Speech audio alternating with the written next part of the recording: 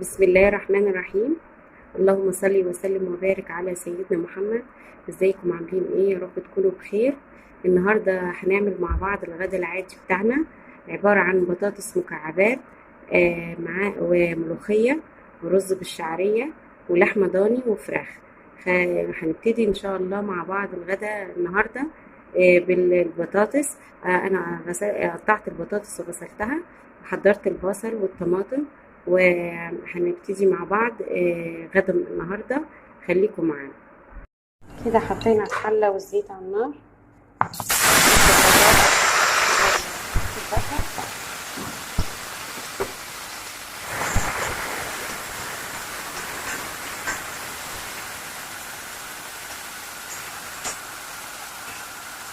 انا مش بحمر البصل، بديله تشويحه خفيفه عشان البطاطس طبعا ادينا الحر عشان ما تبعدناش. تشويحه خفيفه كده، وبعد كده بنزل بالطماطم.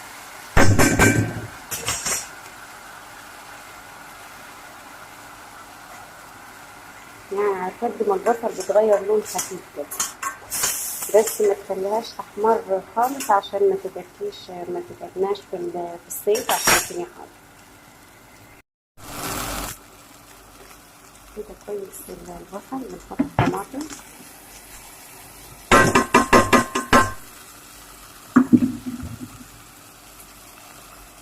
البطاطس. ما بتكترلهاش الطماطم، بنحط طماطم بسيطة. لما بتكتري الطماطم بيبقى طعمها مش حلو كده. حلو كده خالص. انا عاملة حوالي كيلو بطاطس، بحط لها نص كيلو طماطم. بعد كده بحط التوابل، بحط كزبرة ناشفة وفلفل اسود وملح.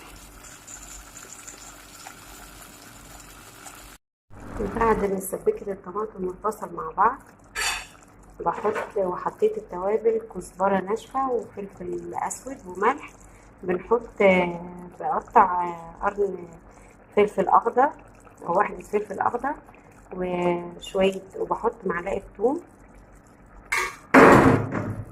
معلقة الثوم في البطاطس بيكون بيدي البطاطس طعم حلو خالص. بسيب كل المكونات دي بتتسبك كويس في بعض. حطيت واحدة فلفل اخضر قطعتها ومعلقة ثوم. هنسيبه يتسبك في بعض. لما سبكت الطماطم والفلفل والثوم بنحط البطاطس.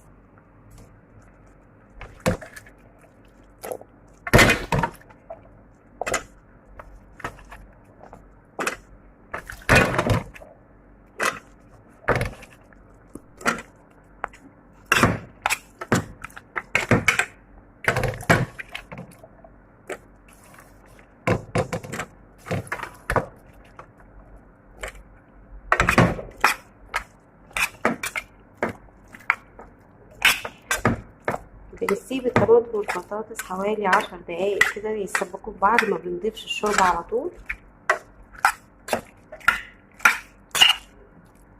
شايفين لون البطاطس جميلة خالص وريحتها تحفة بجد. الثوم والفلفل بيدي طعم وريحة حلوين خالص للبطاطس مكعبات.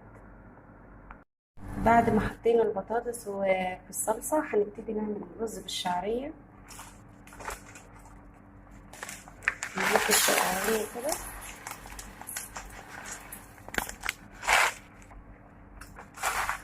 نبتدي نحمر الشعرية الأول.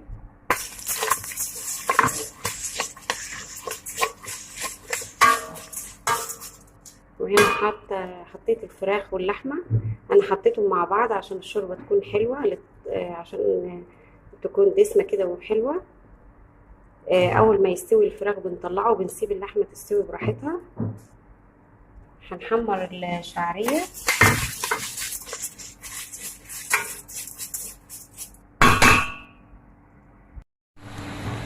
كده حمرنا الشعرية وضفنا الرز في الشعرية، بنقلبه كويس.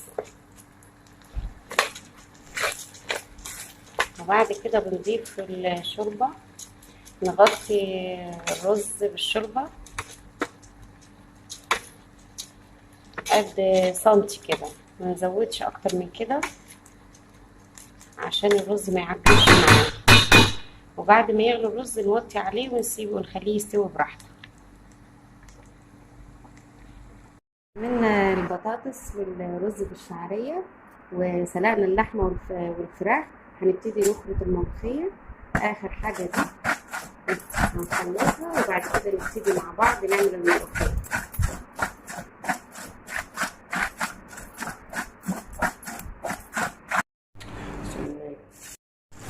هنبتدي نعمل الملوخية. حطيت شوية زبدة وشوية زيت.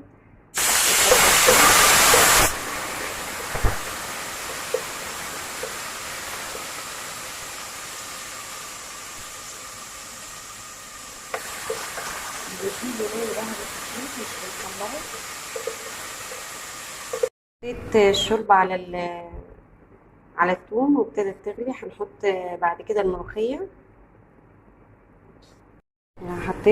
حطيت الملوخية على الشوربة، نقلبها كده كويس.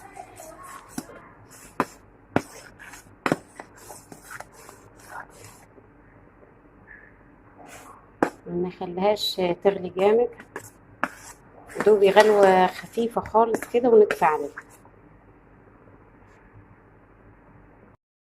وده شكل الأكل بعد ما خلصناه. شايفين الملوخية وجمالها بجد تحفة. والفراخ بقى حمرناه، واللحمة ضاني شكلها تحفة، وريحة الأكل حكاية بجد. ورز بالشعرية، والبطاطس مكعبات بجد تحفة تحفة. لما تعملي البطاطس مكعبات انتوا بعد ما تسبكيها ضيفي معلقة صغيرة توم، بيدي طعم حكاية البطاطس بجد هتعجبكم، وطعم وريحة جميلة خالص. يا رب تكون الوصفة عجبتكم وتفضلوا معانا. وطبعا العيش الشمسي بتاعنا حكاية وجميل خالص مع الملوخية. ان شاء الله يا رب غدا النهاردة يعجبكم. واذا عجبتكم الوصفة يا ريت ما تنسونيش بالاشتراك واللايك، وعايزة لايك كتير. يا ريت تدعموني وتعملوا لايكات كتير عشان يوصلكم كل جديد. إلى اللقاء في وصفة تانية، في رعاية الله.